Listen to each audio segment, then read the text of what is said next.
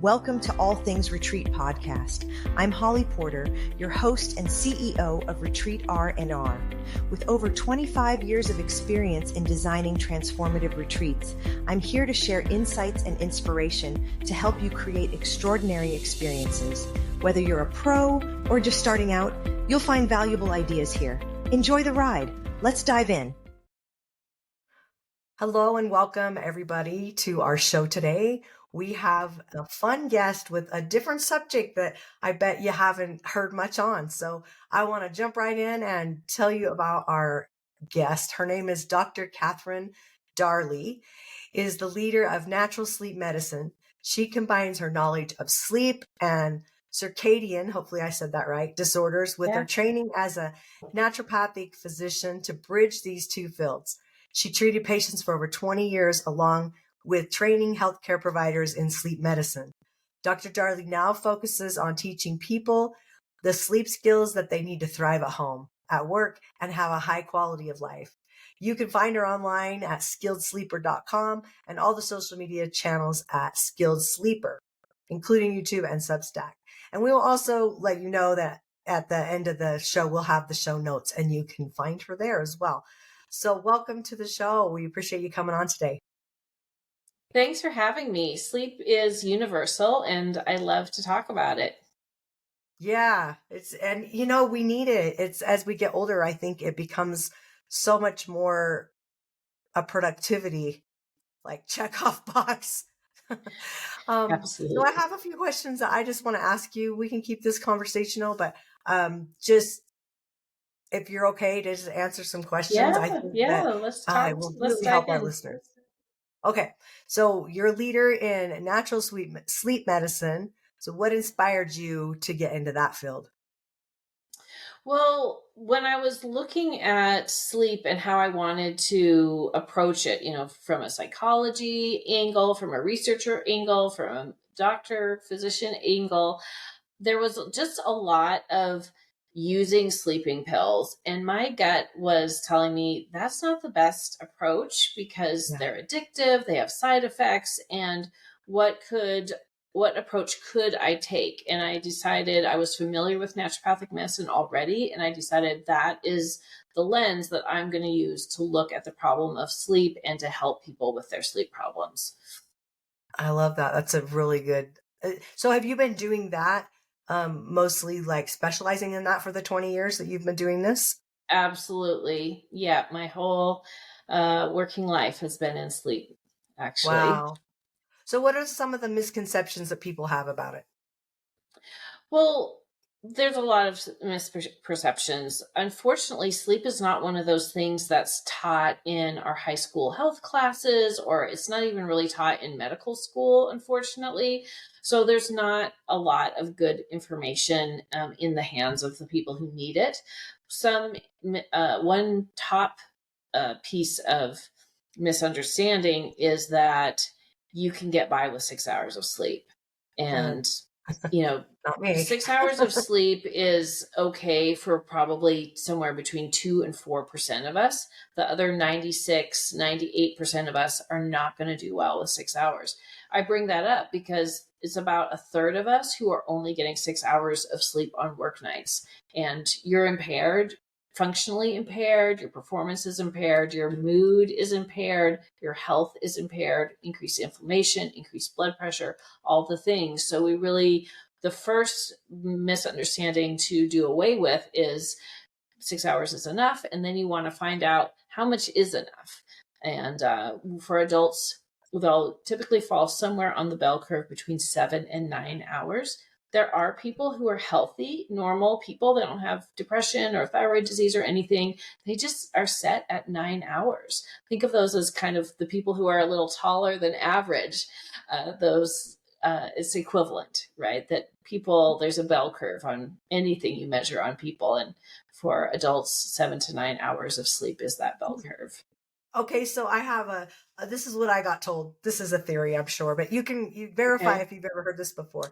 So I got told years ago that when you go on maybe a vacation, like a cruise is a good one because you're kind of waking up and going to sleep whenever. And they said, if you want to test how many hours I'm sure there's other ways you can tell us, but how many hours your body needs, then you basically go to bed, wake up whenever. You just do that with no schedule, no alarm. And the fourth day, you count how many hours that you slept. Is that true, do you think? 4 days is probably not enough for most people to catch up on their sleep. So I Okay. like to do what I call the 10 by 10 test Yeah, is let's hear more. 10 days in a row, 10 hours in bed. Often Ooh, when people do that, the first 5 or 6 days, they'll sleep the entire 10 hours. mm, This is for people who are chronically sleep deprived. It's not going to be the right yeah. approach for someone who has insomnia. But if you are not Yeah. sure how much sleep you need, that can be a good way to figure it out. I've noticed that I need less now, especially I got CPAP I wear, from sleep apnea I got after having my big long COVID hospital journey. That was one of my gifts that I was given. And I noticed that I don't feel like I need as much now that I wear that, which is interesting. Like I just automatically wake up. I've always been an early riser, but I also go to bed early. So I always thought I was more like in the 8.5 range, but it seems like 7.5 to 8 is, I mean, it's only half an hour, but I, I'll sleep if I can, but I don't hardly ever wake up to an alarm unless I have to. Anyway, Yeah, that is a great tip. Two things that you said. One is if you are waking up to an alarm, we know that you haven't gotten enough sleep. You're cutting off your sleep. yeah. So waking up without an alarm is best. We do tend to get a little bit less sleep as we get older. Yeah. And the other thing is about the CPAP. If you have untreated, undiagnosed obstructive sleep apnea, it makes it so your sleep isn't very efficient. It's very broken up and fragmented. Whether or not you realize it, we can see it when we're monitoring your sleep in the sleep clinic. And having that CPAP and getting really the regular sleep cycles that aren't fragmented, that aren't disturbed, can make your sleep more efficient so you're getting the rest you need in a little bit less time. Okay, so people listening to this, if they're like wondering if they need a CPAP, my husband ended up having it mild. He thinks I dragged him in there just because I had to wear one, so then he had to wear one, right? So he doesn't even use his. He's mild and I was moderate. But I Mhm. had to stay in because of all my lung issues from COVID. I had to stay overnight and do the test. And he just had to do what I don't remember, it was a finger test or whatever they did at home. What do Mhm. you think for the differences on those? I'm a big proponent of the in-lab test Mm, because there are 58 sleep disorders, which wow. often blows people's minds. And Yeah. we're going to be able to see a lot of those when a person's in the sleep lab. Whereas if you're doing the home test, it's really only testing for obstructive sleep apnea. It's not going to find any of those other sleep disorders. The other thing is that it's only valid if people have moderate to severe obstructive sleep apnea because it's just not sensitive enough usually to capture that mild obstructive sleep Uh, apnea. So there's some problems with it. Obviously, okay. it's much more convenient if you can do the Yeah. test at home and it's cheaper. So that's why insurance companies really push people to do the home tests. Well, my But bill if was you're offered $1 million. the So I what? did every test. My hospital bill was $1 million. So I did every test because everything was covered after that. So anyway, Right. I did it all. But yeah, it was an interesting thing. It was not fun either. And it was scary. And I'm kind of curious. I want to jump into how to relate this to retreats in a minute, but I want to ask you one more thing. Totally. Um, blow people's mind by how many times on the average you would say, I don't know this answer. I just know it's going to be surprising to people. How many times people that are deprived of sleep are quitting breathing? Like, isn't there like an average for that you Oh, see? yeah. So somebody who has obstructive sleep apnea can and is at that moderate level is stopping breathing 15 to 30 times an hour. And those apneic Yeah. pauses are a minimum of 10 seconds, can be as long as 45 seconds. And what happens when we basically stop breathing, our blood oxygen can go down. At some point, the body says, alarm, not enough oxygen. And that alarm response is not normal for sleep. We should be in a really rested, calm state. So that alarm is your blood pressure increases like immediately, your heart rate increases, your sympathetic hormones, which is that adrenaline, the fight or flight hormones, get released, which usually when you're sleeping well, you're not having anything to do with those fight or flight hormones. All of that causes wear and tear on your heart and on your blood vessels, so your increased risk of heart attack, increased risk of stroke. So if somebody has told you, gosh, you snore so loudly, or you have a pattern of snore, silence, Fun. gasp, snore, then you definitely want to take care of that. Go to your Yeah, physician and say, I want to be evaluated for obstructive sleep apnea. so important. So yeah, I 15 to 30. Wow, I think I was 26 or 28 when they did mine. So yeah, Yeah. it was a lot. And I was then, shocked. Wow, right. And over 30 is severe. We have sometimes people who are having upwards of 45, 50, 60 of these pauses an hour, which is, one a very minute. dangerous. It is. Yeah. Yeah.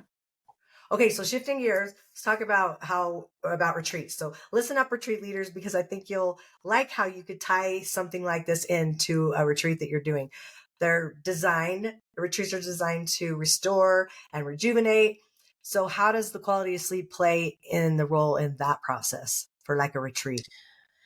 Well, obviously, as you're designing your retreat, you want to make the design the best possible experience. You want people to be relaxed. You want them to be open to whatever experience you're designing, right? And kind of in a receptive state.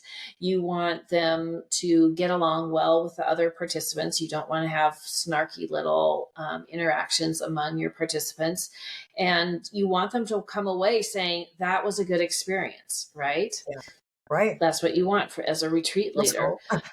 Uh, so, one thing to know as anyone who's designing programs such as retreats is that when people are sleep deprived, whatever's bad about their experience is amplified. They're going to focus more on that. Whereas if something good happens, they're going to be like, no big deal. So True. somebody gets stubs their toe when they're sleep deprived. Oh, big problem. They get a raise at the same time and they're like, so what? No big deal. So a really simple way to make sure that your retreat participants are having a good time and can come back and say, wow, I would do that again. I would recommend that retreat again. The organizer was awesome, etc., is to make sure that they're getting enough rest when they're in your hands. Such a good tip. Oh, key. I love that one. So if most leaders focus on mindfulness and nutrition, movement, some of them, especially yoga are really popular, those kind of retreats, Sure. but how can they integrate sleep and wellness into their retreats? How could they make that part of it Yeah, besides so giving enough time? right. So there's giving enough time. I would recommend that you have at least 10 hours uh, between the end of your evening session and the beginning of your morning sessions or breakfast, at Right. least 10 hours. So people can sleep, do their personal hygiene, whatever. And then you want to also honor a person's circadian rhythm. Our circadian rhythm is set so we sleep at night. It is also set for that after lunch lull. And, our bodies naturally have this kind of lull in that window from 1 o'clock to 3 o'clock. So that's a good time to do things that are more meditative, that give some quiet time. Even if you're doing a wilderness or a camping retreat or a hiking retreat or a really intense yoga retreat, Yeah. having, if even if you're still doing a part of the program, Mhm. design it so that people can be more still and just kind of contemplative. Excuse me. Things Love that. like if you're on a nature retreat, have that 1 to 3 o'clock time be the time, excuse me,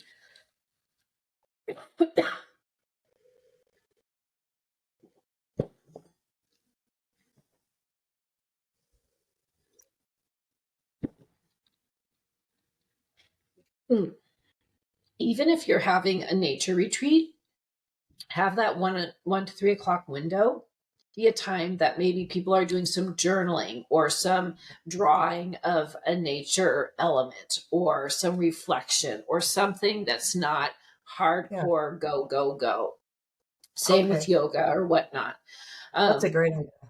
Yeah. yeah, because people, yes, people can power. Sorry about this, Holly. It's okay. People No. can power through, but they're going to have a better experience if we're honoring their natural circadian rhythm. So, okay, I got a question about that. I just have to say a funny thing. So, I think another good thing is when people are filling out their forms for the retreat, usually retreat leaders ask questions that they want to know. I think that'd be a great question to put in there. What's your low point of the day? Like I drop Mm-hmm. about 2 o'clock, 2:15. I can just tell that's when, like, I need to do something. I need to get up. I feel like that's my low. I tell my husband I'm a 10 to 2 girl, even though I'm a morning person. 10 to 2 is my productive time. I'm like, sorry you miss it every day. but what I want to ask you is for those that don't understand circadian rhythm, can you go back and just explain that a little bit better and deeper? Yeah, so we have our sleep system and we have our circadian system. They overlap somewhat, but they're also a little bit separate. Our circadian means circa is around and dian is a day. So this is our rhythm that is around 24-hour cycle. And our brain has a circadian rhythm, and every cell in our body has a circadian rhythm that makes it do more or less of its function at different times of day. One of Right. the areas that most people can relate to is our digestive system. Our Hmm. digestive system is set to work during the day and process foods, and it's set to be at rest at night. So if you've ever stayed up all night for a special project, or you've gotten up and had to travel in the middle of the night, you're eating some snacks, likely they're just sitting there and they're not Yeah. digesting well because our digestion is off. So think about that in terms of every system of our body, including our brain, and our brain function, our cognitive performance has a circadian rhythm to it. Things like having regular bedtime, regular wake time, those all help set our circadian rhythm. And having regular meal times also helps set our circadian rhythm. So we really want it to be well established that we are widely awake or deeply asleep. And Yeah. that way that we make it have such a high amplitude and so clearly differentiate wake times and sleep times is by having a regular routine.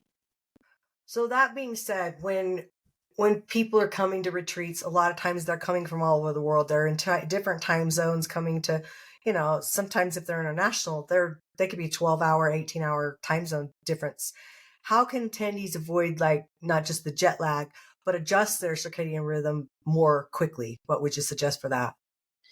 That is a really complex answer, Holly, because it's all about the light and the dark exposure that people are getting in the time that they're eating meals. And really, depending on whether you're traveling east to west or west to Yeah, east, is going to change those recommendations. So um, I'd have to give an hour and a half class on that got it. answer.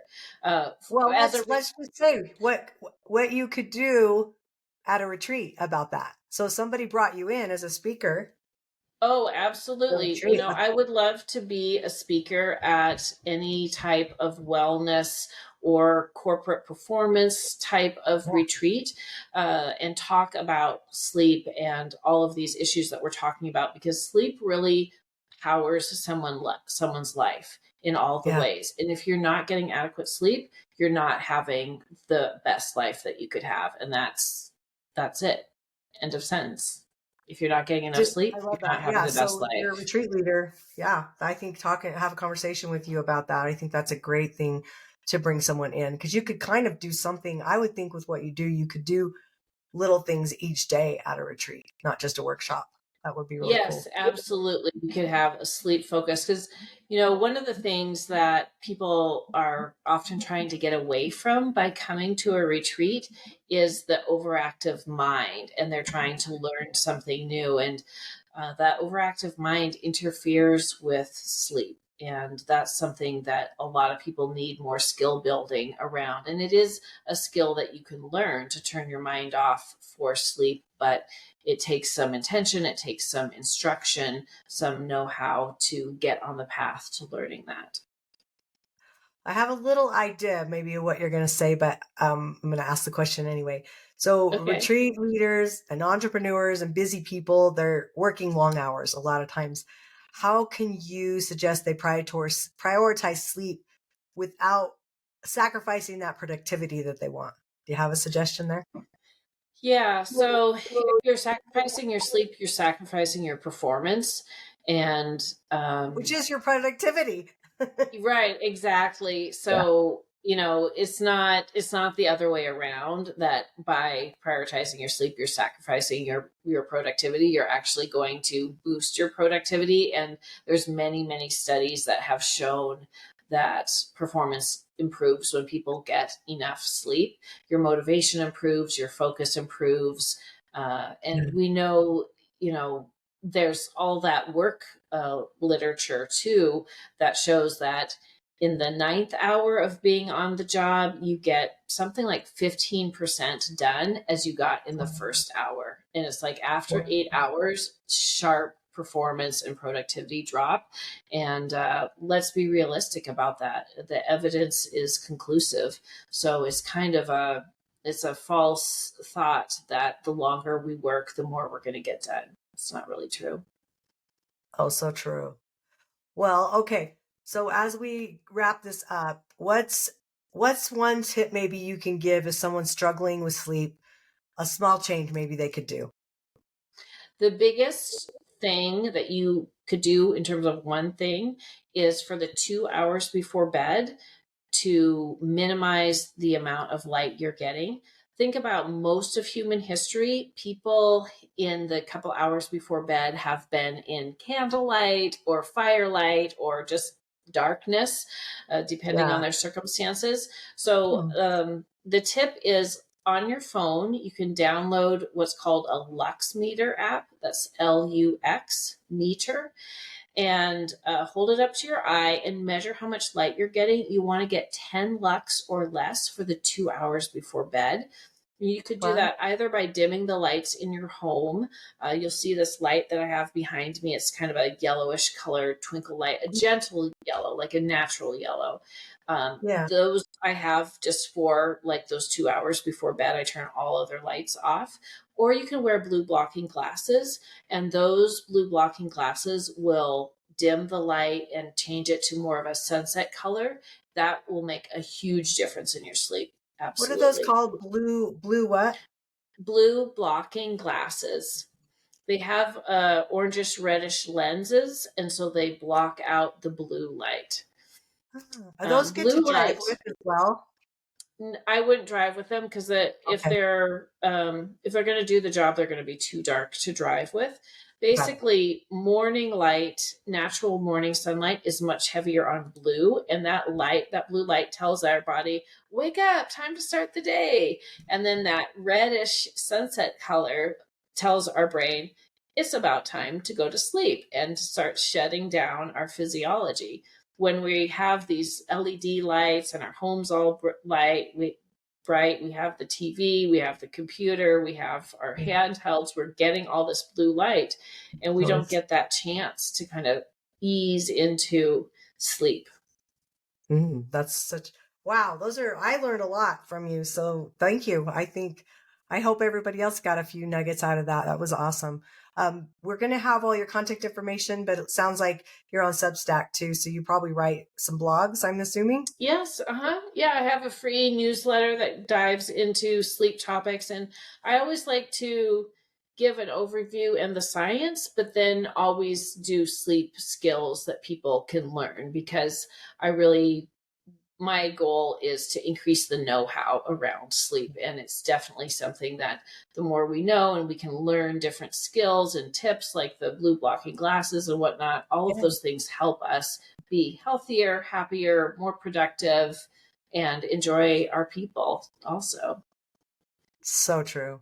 Yeah, that was no, that was great. I just never have heard that before. So I sure appreciate you coming on and sharing with our listeners all of your wisdom about sleep and not getting enough sleep. That's kind of really the message, right? Is get enough sleep. Figure out what Yeah, that is for you. absolutely. Love it. Absolutely. So good luck to everyone with your retreats. And, retreats are awesome. And I think it's such a wonderful service. So thank you for that. Yeah.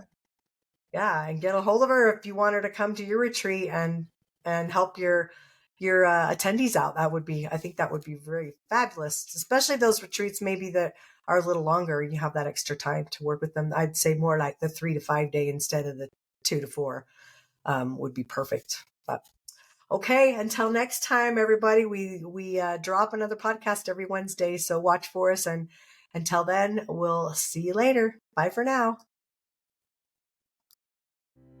Thanks for joining us on this episode of All Things Retreat. We hope you're leaving with new ideas, fresh inspiration, and the motivation to take your retreats to the next level. Don't forget to subscribe and leave us a review.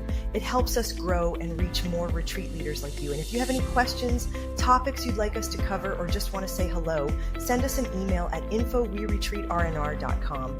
Follow us on social media to stay connected and catch all the latest updates. Until next time, remember, great retreats start with great intentions. Let's make them extraordinary, one step at a time.